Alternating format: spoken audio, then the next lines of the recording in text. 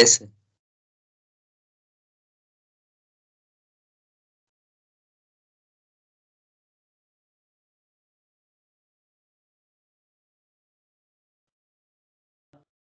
आज हम रिवाइज करेंगे नेटवर्क प्रोटोकॉल्स को।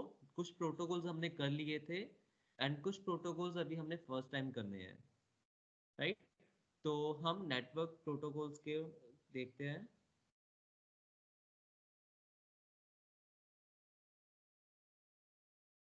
पहले प्रोटोकॉल्स क्या होते हैं? प्रोटोकॉल्स का मीनिंग होता है rules, set of rules.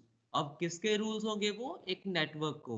Network क्या होता है? जब हम कुछ कंप्यूटर्स को कंबाइन करते हैं, कुछ कंप्यूटर्स या कुछ नेटवर्किंग डिवाइसेस को आपस में लिंक किया जाता है तो एक नेटवर्क बनता है। अब लिंक करने पे क्यों करते हैं हम? रिसोर्स शेयरिंग के लिए, कि डाटा को एक दूसरे के साथ शेयर कर सके इजीली। अब शेयर करने के लिए हमें कुछ रूल्स एंड रेगुलेशंस का फॉलो करना पड़ेगा। वो रूल्स एंड रेगुलेशंस क्या होते हैं? Network protocols. जब हम एक नेटवर्क बनाते हैं, डिवाइसेस को कनेक्ट करते हैं आपस में डाटा को शेयर करने के लिए, तो डायरेक्टली वो डाटा को शेयर नहीं कर सकते आपस में। उनको डाटा को शेयर करने के लिए कुछ रूल्स को फॉलो करना पड़ेगा। वो रूल्स डिफाइन किए जाते हैं नेटवर्क प्रोटोकॉल्स में। तो network protocol refer to set of rules. In network, there are variety of computer connected to each other and data in many ways. Data can be shared in the many ways. तो network में बहुत सारे computers को आपस में connect किया जाता है जो आपस में डाटा को शेयर करते हैं। For interaction among these, in computers को आपस आपस में इंटरेक्ट करने के लिए some rules are applied, like how and when a device can send and receive the data. तो इनको आपस में इंटरेक्ट करने के लिए कुछ रूल्स बनाए जाते हैं। वो रूल्स किसके लिए होते हैं? कि कौन सा डिवाइस कब डाटा को सेंड कर सकता है और कब डाटा को रिसीव कर सकता है। और how to send the data packets. Data packets पता है ना, एक मैसेज को हम छोटे चंक्स में डिवाइड कर देते हैं, पीसेस में डिवाइड कर देते हैं। उन पीसेस को क्या बोलते हैं? हम packets. And how to receive, कि कैसे डाटा पैकेट्स को कैसे सेंड करना है, उनको सीरियल ऑर्डर में कैसे अलाइन करना है, और उनको कैसे रिसीव करना है। रिसीव करने के बाद उसको कैसे असेंबल भी तो करना पड़ेगा डेस्टिनेशन में। वो सारे रूल्स डिफाइन किए जाते हैं नेट। तो ये वाले प्रोटोकॉल्स आपके सिलेबस में स्पेसिफाइड है। तो सबसे पहला protocol full form of anyone?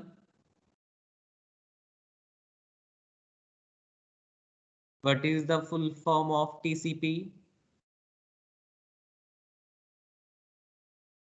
हमने ट्रांसफर किया हुआ है ये, ट्रांसमिशन कंट्रोल प्रोटोकॉल।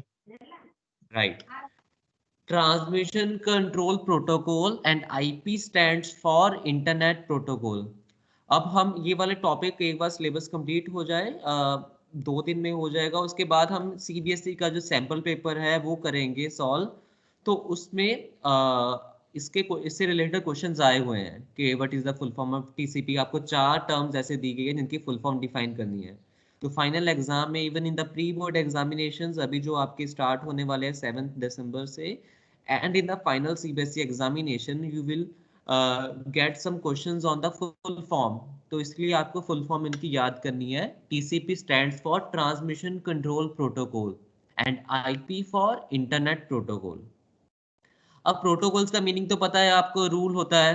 तो टीसीपी किसका रूल है? ट्रांसमिशन को कंट्रोल करने के लिए। ट्रांसमिशन करना मतलब डाटा को सेंड करना या रिसीव करना। उसको सेंडिंग एंड रिसीविंग को कंट्रोल करने के लिए कुछ रूल्स बनाए गए हैं। वो रूल्स क्या है? टीसीपी। एंड इंटरनेट के लिए कुछ रूल्स है, उसको बोलते हैं आईपी, इंटरनेट प्रोटोकॉल। अब टीसीपी को देखते हैं।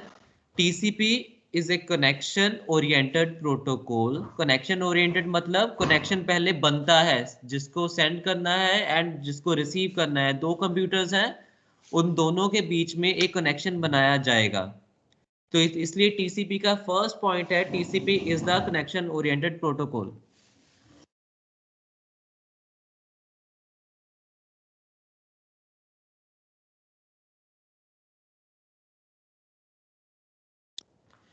TCP is the connection oriented protocol. That is, first the connection between sender and receiver is established. ये आपको याद करना है इसका पॉइंट। ये क्वेश्चन आएगा, ऐसे भी आ सकता है कि TCP is connection oriented protocol और नॉट, क्योंकि आपको फर्स्ट 21 क्वेश्चन जो आने हैं प्री बोर्ड में एंड आपके सैंपल सीबीएसई एग्जाम में, वो एक एक मार्क्स के होंगे, तो आपको डिटेल्स इसकी याद करनी पड़ेगी। ये इंपॉर्टेंट पॉइंट है इसका, कि ऐसे आ सकता है टीसीपी कनेक्शन ओरिएंटेड प्रोटोकॉल है या कनेक्शन लेस प्रोटोकॉल है। टीसीपी कनेक्शन ओरिएंटेड है क्योंकि सेंडर एंड रिसीवर के बीच में पहले एक कनेक्शन इस्टेब्लिश करना पड़ता है। कल हमने किया था सर्किट स्विचिंग, उसमें भी तो एक प्रॉपर चैनल बनता है, एक पाइप बनता है, दोनों के बीच में कनेक्शन बनता है। तो इस कनेक्शन को क्या बोलते हैं? Handshake. TCP divides the large packets to transmit into smaller data packets called datagrams. जो TCP है वो जो मैसेज को सेंड करना होगा सेंडर से लेकर रिसीवर तक, वो मैसेज को पार्ट्स में डिवाइड करेगा। वो पार्ट्स क्या कहलाते हैं? डाटाग्राम्स। हम डिवाइड करते हैं मैसेज को छोटे पार्ट्स में, ताकि जो वो इजीली सेंड हो जाए, पैकेट्स में डिवाइड करते हैं। उन पैकेट्स को ही हम डाटाग्राम्स बोलते हैं। In the TCP only, TCP में उसको डाटाग्राम बोलेंगे। At the receiving end, it also reassemble the packet for the form original message. अब देखो, सब जीबी का उसको पार्ट्स में डिवाइड करेगा, डाटाग्राम्स बोलते हैं उस पार्ट्स को, और रिसीवर क्या करेगा? उन सभी पार्ट्स को रिसीव करेगा और उनको असेंबल करेगा। असेंबल करना मतलब जोड़ना। सेंडर ने क्या किया था? उसको तोड़ दिया था। अब डेस्टिनेशन पे जब जिसको रिसीवर को वो सारे पैकेट्स रिसीव हो गए, डाटाग्राम रिसीव हो गए हैं, उनको वो कंबाइन करेगा, तभी तो एक वो मैसेज मिलेगा जो ओरिजिनल मैसेज था। तो रीअसेंबलिंग वाला टास्क रिसीविंग एंड पे होगा। ये है पॉइंट्स टीसीपी के। देन आईपी प्रोटोकॉल जो है is responsible for providing addresses of each computer and performing routing. IP address के बारे में पता है कि जब भी कोई चीज़ इंटरनेट से कनेक्ट होती है उसको एक एड्रेस मिला जाता है। वो कौन प्रोवाइड करता है? Internet protocol. एंड जो राउटिंग है, राउटर्स के थ्रू राउटिंग टेबल में इनके एड्रेसेस ही तो स्टोर होते हैं। वो टास्क, जो वो रूल्स डिफाइन किए हुए हैं, वो इंटरनेट प्रोटोकॉल में दिए गए हैं। अब आईपी में हमें क्या है? एक स्पेसिफिक साइज दे दिया गया है ना, कि 120 IPv4 and IPv6 standard. IPv4 है वो 32 बिट्स का ही होगा, ये एक रूल है। IPv6 है 128 बिट्स का ही होगा। तो ये रूल डिफाइन किए, रूल्स को क्या बोलते हैं?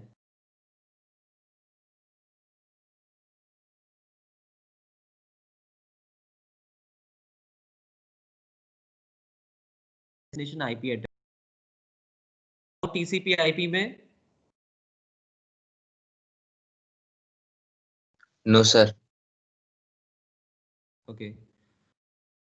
Then next protocol is FTP that we have already done, file transfer protocol। वो जो मैंने कॉपी पे लिखवाया हुआ है आप वहीं से कवर करिएगा, वहाँ पे इजी वे में दिया हुआ है।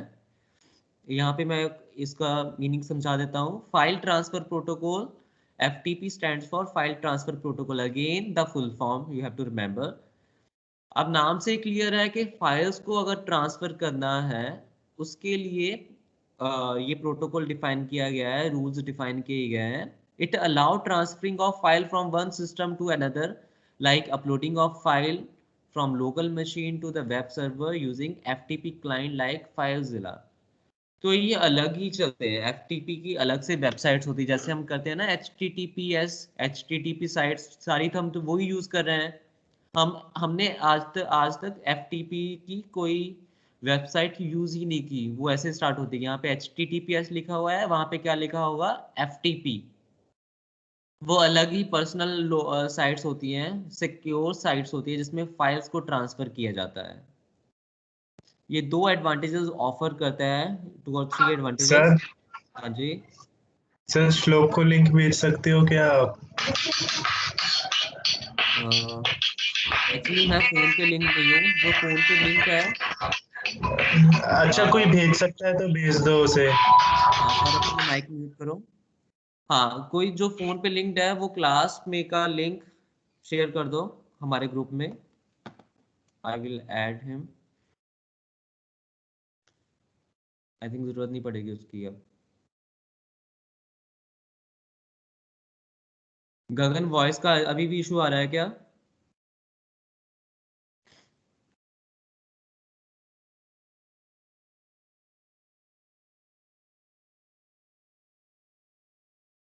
ओके। FTP में क्या एडवांटेजेस हमें मिलते हैं? Useful to transfer file from one network to another. It is an effective way to get geographically disperse group to cooperate on the project. अब FTP का जो कनेक्शन होता है ना, वो सभी एक्सेस नहीं कर सकते। ये एक अलग से नेटवर्क बनता है। जैसे कि मैंने लास्ट टाइम भी एग्जांपल दिया था आपको कि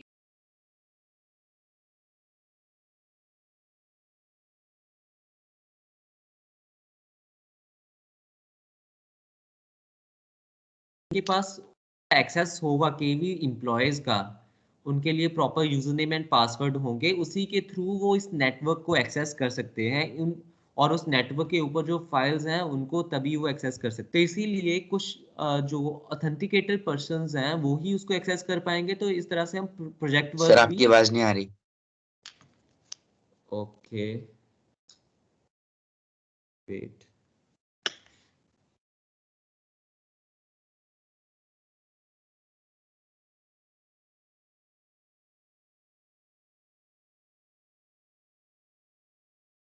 अब आ रही है आवाज? Yes sir. Okay sir lag हो अंकुश, रही है थोड़ी थोड़ी। मे बी अब ना हो, मैंने नेटवर्क चेंज किया है। ठीक है, अगर लैग फिर भी हुई तो बताना मुझे। सो जो FTP है, इस तरह से हम अपने प्रोजेक्ट वर्क को कर सकते हैं। It is a popular way to update websites. इसके अलग से FTP की वेबसाइट्स होती है।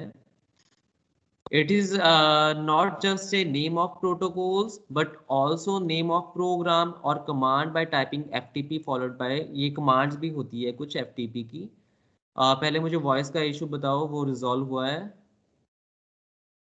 Yes sir. Yes yes sir. Okay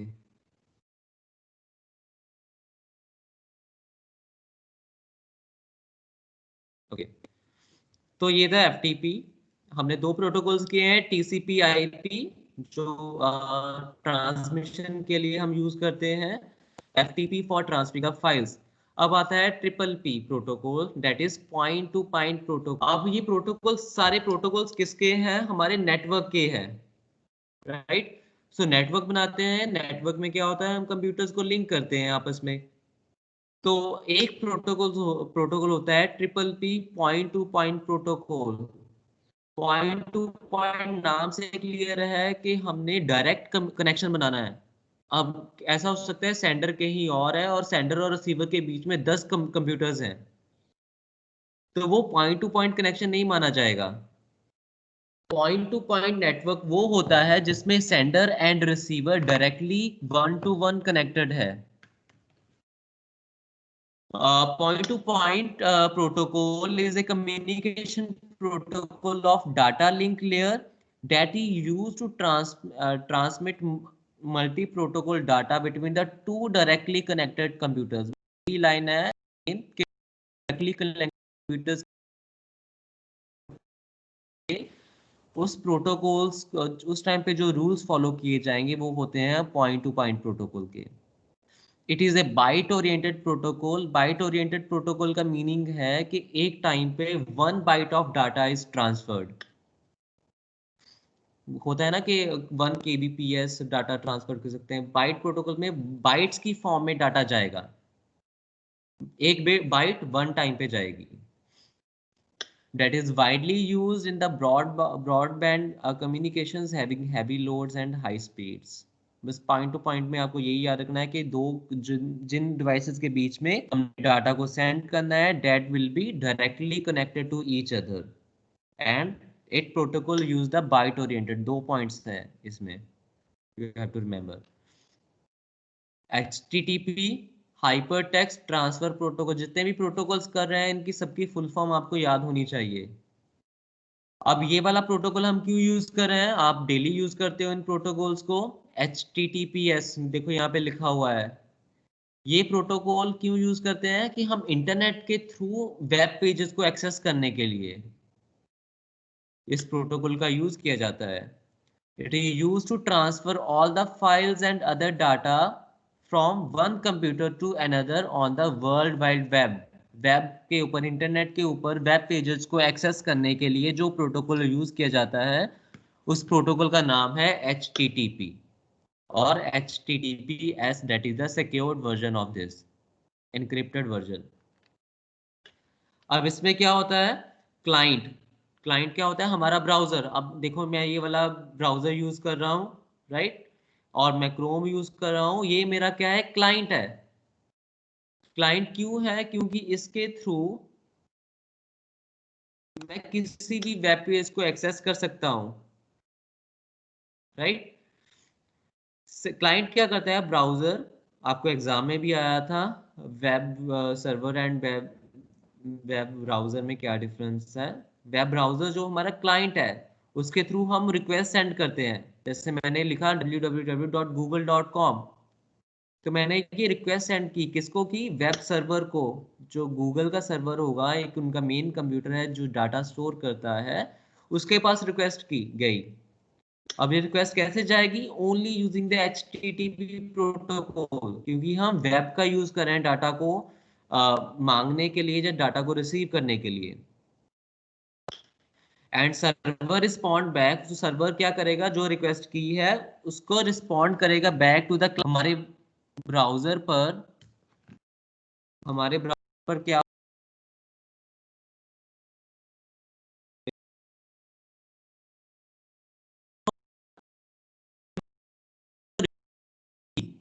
server के पास।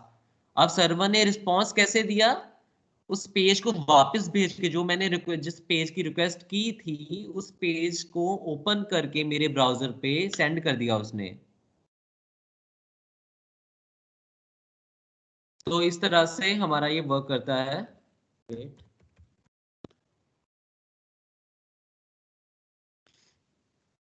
हाँ, तो इस तरह से क्लाइंट सर्वर ये काम करता है। जो HTTP है इट्स ए क्लाइंट सर्वर, और ये क्या है, एक स्टेटलेस प्रोटोकॉल है। इसका मीनिंग मैंने बताया था, स्टेटलेस इसका मीनिंग है कि जैसे रोहन, वो पेज सेव नहीं होती है ना, मतलब हम हाँ वापस से उसी स्टेट पे नहीं जा सकते हैं। बिल्कुल राइट। जैसे गारंटी नहीं। एग्जांपल लेते हैं कि फेसबुक। ठीक है, ठीक है, गुड, माइक करो अब। आवाज आ रही है,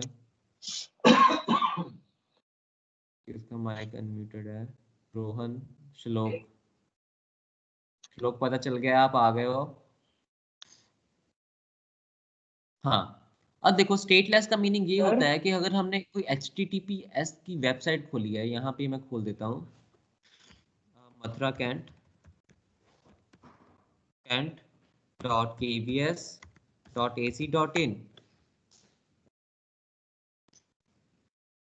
तो हमने स्कूल की वेबसाइट ही खोली है। हाँ जी, हाँ जी बोलिए सर। जो पिज़्ज़ा वाले बच्चे हैं, जहाँ जहाँ उनके नाम क्या कहते हैं, जगह हट गई, तो वो पार्टिसिपेट कर रहे हैं।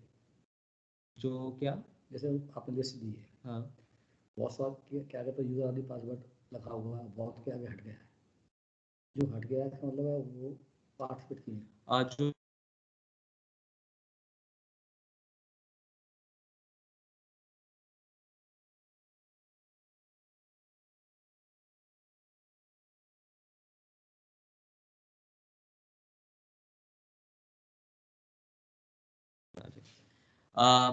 तो जैसे कि मथुरा कैंट, अभी इंटरनेट नहीं चला इसमें। स्टेटलेस का मीनिंग ये होता है कि अगर हमने कोई वेबसाइट खोली है, HTTPS में वेबसाइट खोली है, अब देखो मैंने इसका कुछ और पार्ट खोल लिया, गैलरी खोल ली, राइट, और इसको मैंने बंद कर दिया बाद में, गैलरी वाला पेज ओपन हो जाएगा, मैंने बंद कर दिया।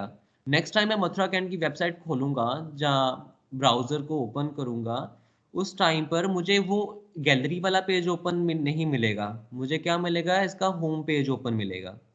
तो इस तरह से ये स्टेट को, प्रीवियस स्टेट है उसको सेव करके नहीं रखता, इसलिए ये स्टेट लेस है। अगर सेव करके रखता तो स्टेट फुल प्रोटोकॉल होता।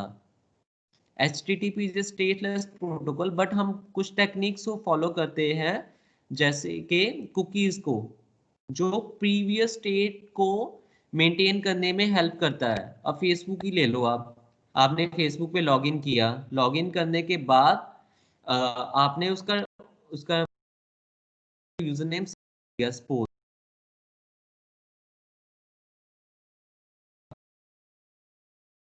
टीपी स्टेट, वो किसकी वजह से, कुकीज की वजह से, क्योंकि हमने अपना user name and password cookies में सेव कर लिया है। अगर वो नहीं करते तो फेसबुक का हमें सिंपल पेज ओपन मिलता जहाँ पे लॉगिन रिक्वायर्ड रहता। तो ये HTTP के एक एग्जांपल है। HTTP google.com, कोई भी वेबसाइट आप कर सकते हो।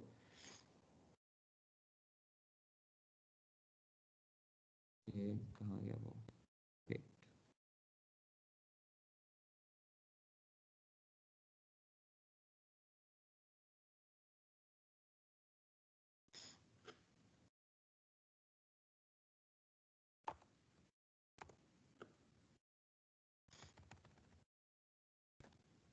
हाँ, तो ये HTTP क्लियर हो गया होगा। आगे आता है SMTP एंड POP3। ये एग्जाम में भी आया था, एग्जाम में आपको डायग्राम भी ड्रॉ करनी है। SMTP क्या है, ये दोनों प्रोटोकॉल्स क्या है, ईमेल से रिलेटेड है। एक प्रोटोकॉल SMTP ईमेल्स को सेंड करने के लिए यूज करते हैं, दूसरा प्रोटोकॉल है POP3 ईमेल्स को रिसीव करने के लिए हम यूज करते हैं। अब इनके बारे में पढ़ते हैं। Again the full simple mail transfer protocol, SMTP की। SMTP क्या होता है, is set of communication guidelines that allow software to transmit an electronic, transmit मतलब सेंड करने के लिए ही, क्या, electronic mails over the internet. Send करने के लिए यूज करते हैं SMTP प्रोटोकॉल को। It is a program use for sending messages to other computer user based on the email addresses. Email address जो लिखा जाएगा उसको सेंड करने के लिए हम SMTP प्रोटोकॉल का यूज करेंगे, रिसीव करने के लिए नहीं। इसके ये दोनों पोर्ट्स को आपको याद करना है। ये हमारे इनबिल्ट जो कंप्यूटर के पोर्ट्स होते हैं उसमें ये काम करते हैं प्रोटोकॉल। पोर्ट नंबर 25 में क्या होगा, नॉन एनक्रिप्टेड और अनसिक्योर्ड। अगर हमने ऐसे ईमेल्स सेंड करना चाह रहे हैं जो जिसमें कुछ कॉन्फिडेंशियल डाटा नहीं है, in that case port number 25 can be use, and for the encrypted and secure version port number 465 is used. And by default हमारे सिस्टम में ये कॉन्फ़िगरेशन होती है। हमारा जो जीमेल अकाउंट है, जो आउटलुक अकाउंट है, उसमें ये ऑटोमेटिकली SMTP की सेटिंग्स में जाकर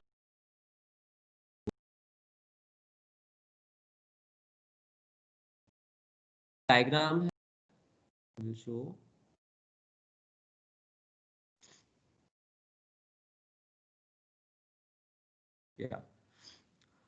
दिस डायग्राम, यहाँ पे दो क्लाइंट्स हैं, बॉब एंड एलाइस।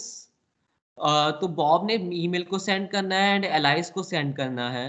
तो सेंड करते टाइम देखिए क्या यूज हो रहा है, SMTP प्रोटोकॉल। देखो बॉब की आईडी है जीमेल की, एंड यहाँ पे कोई वो आईडी का डिफरेंस नहीं है, दोनों जीमेल याहू कोई भी हो सकता है, ये प्रोसेस सेम रहेगा। तो इसने पहले अपने कंप्यूटर पे से सेंड किया, तो कहाँ पे जाएगा, जो सर्वर है जीमेल का सर्वर, उस पे जाएगी SMTP प्रोटोकॉल का यूज करके, क्योंकि हम मेल को सेंड कर रहे हैं, सेंड करते टाइम SMTP यूज किया जाएगा। SMTP ही यूज करेंगे याहू के सर्वर पे, क्योंकि इसका अकाउंट याहू का है, राइट। अब सर्वर तक पहुंचाने का काम SMTP का है, सर्वर से आगे इसको रिसीव करना है मेल, वो रिसीव कैसे करेगा, POP3 के थ्रू। तो इस तरह से ये काम करता है। अब POP3 देखते हैं। POP3 पोस्ट ऑफिस प्रोटोकॉल, दोनों में एक ही डायग्राम चलेगा। POP3 is a client server protocol in which email is received, यहाँ पे रिसीव वर्ड यूज करना है। कईयों ने, 2-3 स्टूडेंट का ही हुआ था, मोस्टली को ये क्लियर था, कईयों ने लिखा था सेंड एंड रिसीव दोनों में, तो दैट विल बी रॉन्ग। ये रिसीव करने के लिए यूज करेंगे। periodically you check your mailbox on the server and download any mail probably using the POP3. it also allow download and receive, ये सब कर लेना। पोर्ट नंबर याद कर लेना, पोर्ट नंबर 110 है, 995 है। 110 किसके लिए? अनसिक्योर्ड के लिए, and 995 port for the secured version. I have sent this PPT on the official group of computer science। ये वाले प्रोटोकॉल्स थे, ये आपको क्लियर हो जाने चाहिए। TCP, FTP, FPPF, PPP, HTTP, SMTP, POP3। Any doubt in these protocols, anyone? Sir POP3 sir एक और बार बताना सर, ये SMTP से कितना डिफरेंट? ओके, डायग्राम से क्लियर हो रहा है वो तो। देखो POP3 क्या करता है, is use for only receiving downloading the. यहाँ पे क्या कर रहे हैं, SMTP में हम मेल को, अगर हम वर्ड यूज करें, अपलोड कर रहे हैं ना अपने ब्राउजर से, कहाँ भेज रहे हैं उसको? सर्वर पे। सेंड करने के लिए S for send, S for SMTP। Sending के लिए SMTP, ऐसे याद, SMTP use for sending the emails from our browser to the servers, right. And जो POP3 होगा, जो IMAP प्रोटोकॉल भी होता है, इन दोनों प्रोटोकॉल्स में से एक प्रोटोकॉल का हम यूज कर सकते हैं, किसके लिए? For downloading the mails from to our system. अब देखो Gmail में खोलो कोई, अब ये वाला है, एक कहाँ पे से आया है? दीज आर, वेट, हाँ, ये मेल आया है। अब मेरे सिस्टम पे ये कैसे आया है? POP3 के थ्रू। अगर मैं कोई क्रिएट करके सेंड करता, वो जाता है SMTP के थ्रू, बट आएगा कैसे? POP3 प्रोटोकॉल के। Okay Gagan? Yes sir. Sir मुझे भी एक डाउट है, मतलब एक हाँ क्वेश्चन है बोलो। हाँ कि जब सर्वर टू सर्वर जब कोई डाटा सेंड करते हैं तो SMTP के थ्रू सेंड करते हैं, लेकिन जब सर्वर right। रिसीव करता है तब POP3 क्यों नहीं यूज कर सकते, या यूज होता है या यूज ही नहीं होता? जब रिसीव करते हैं, रिसीव कहाँ पे करते हैं? सर्वर पे। यहाँ पे? सर्वर पे सर, क्लाइंट के पास नहीं, सर्वर पर। यहाँ पे? हाँ, कहाँ पे? किसी भी इन दोनों के किसी भी बीच सर्वर में पर। क्या क्या? कि जैसे कि हम डाटा जब सेंड करते हैं तो SMTP पे सेंड करते हैं, ठीक है, हाँ, राइट और जब रिसीव करते हैं तो POP3 के थ्रू रिसीव करते हैं, राइट। राइट।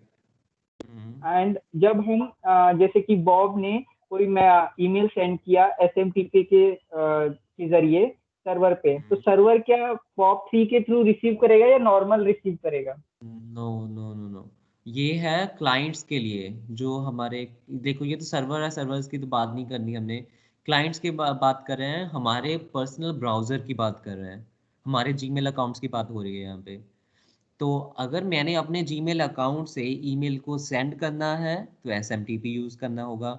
अगर आपने मुझे भेजा है तो ऑटोमेटिकली वो होता है, ऐसा नहीं है कि हम पॉप को रन करते हैं, वो इनबिल्ट कॉन्फ़िगरेशन है सर्वर पे। हमारे ड्राइव पे जब भी कोई मेल आता है हमारे सर्वर पे, रिलेटेड सर्वर पे, तो उसको रिसीव ऑटोमेटिकली हमारे यहाँ पे इनबॉक्स में शो होते हैं ना मैसेजेस, वो POP3 के थ्रू ही रिसीव किए जाते हैं। डाउनलोड करता है POP3 अपने आप, जो जीमेल का सर्वर है वहां से ये मैसेज को डाउनलोड किया है, और डाउनलोड करने के बाद ही हमें ना कि अभी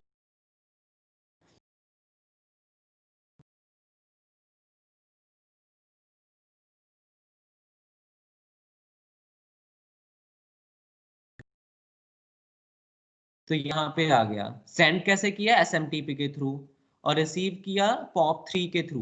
POP3 के थ्रू यहाँ पे ये विजिबल है।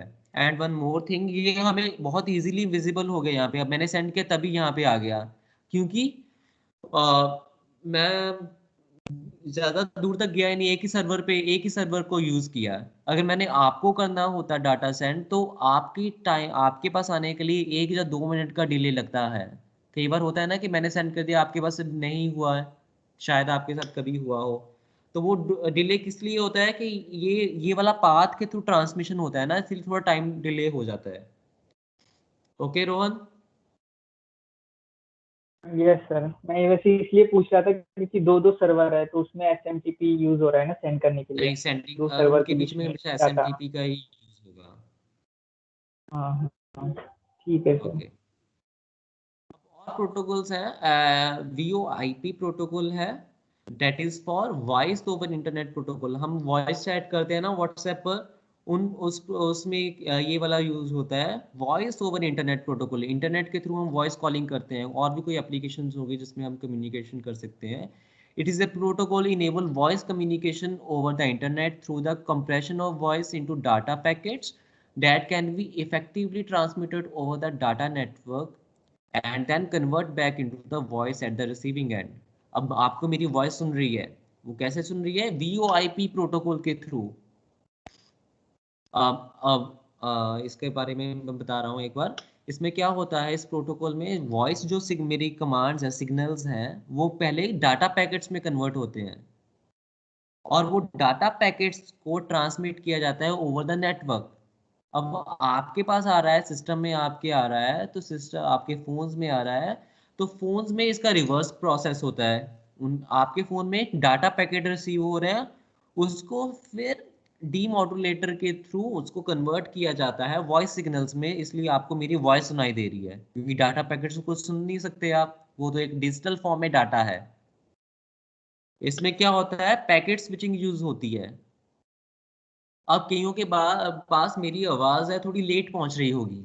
वो क्यों पहुंच रही है? क्योंकि जब मैं बोल रहा हूँ कोई चीज, वो पार्ट्स में डिवाइड होके पहुंच रही है आपके डिवाइसेस में, बट जब आपके डिवाइसेस में वो पैकेट पहुंचेंगे, उनको असेंबल भी तो करना होगा, ज्वाइन करना होगा आपस में, ताकि जो मैंने बोला है वो उसी ऑर्डर में आपको सुनाई दे, है ना? तो इसीलिए उसको थोड़ा टाइम लगता है असेंबल होने के लिए। कई डिवाइसेस के ऊपर इंटरनेट की स्पीड के ऊपर डिपेंड करता है, इसलिए वो आपको थोड़ा टाइम बाद सुनाई देता है। इट इज एन ऑल्टरनेट और to traditional network LAN net, हम वायर के थ्रू कम्युनिकेट करते थे ना मोबाइल फोन के थ्रू, अब इंटरनेट के थ्रू हम कर रहे हैं कम्युनिकेट। वो ऑल्टरनेट वे है, एक अलग रास्ता है ये सब करने का। लास्ट है आज के लिए रिमोट लॉगिन। रिमोट लॉगिन क्या होता है? जैसे कौन कंप्यूटर पे अभी एक्टिवेटेड है? Yes sir.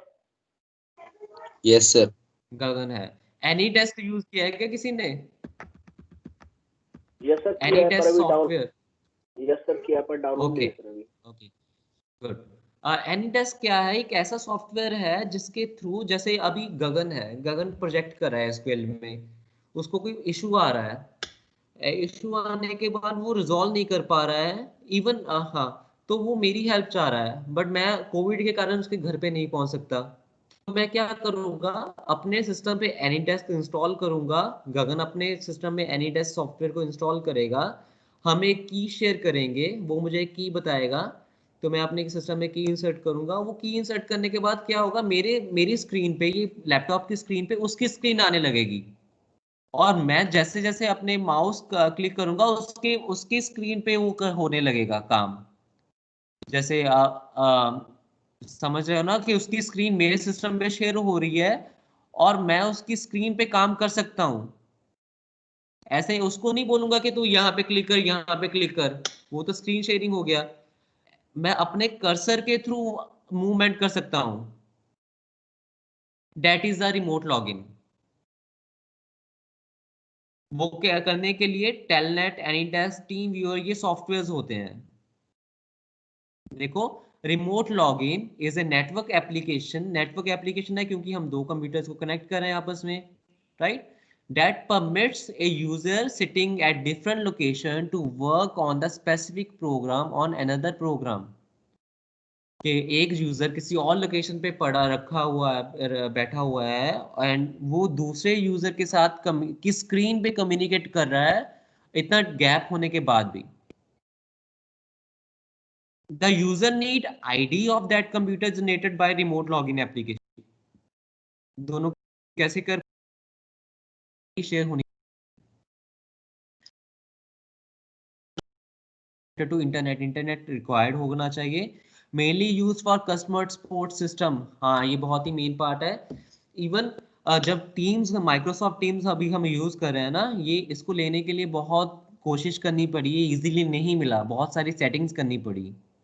तो जब इसको मैं ही हैंडल कर रहा था हमारे स्कूल के लिए, तो मेरे को प्रॉब्लम आई थी टीम्स में स्टार्टिंग में, जब आप लोगों अभी यूज करना स्टार्ट भी नहीं हुए थे। तो माइक्रोसॉफ्ट टीम्स की से कम्युनिकेट डायरेक्टली कर रहा था मैं, यूएस का वो टीम मेंबर था। तो उनका जो कस्टमर सपोर्ट था, उन्होंने एनीडेस्क के थ्रू मेरे सिस्टम में लॉगिन किया था एंड मेरे सिस्टम की कुछ सेटिंग्स को चेंज किया था, क्योंकि वो मुझे फोन पे नहीं समझा पा रहा था।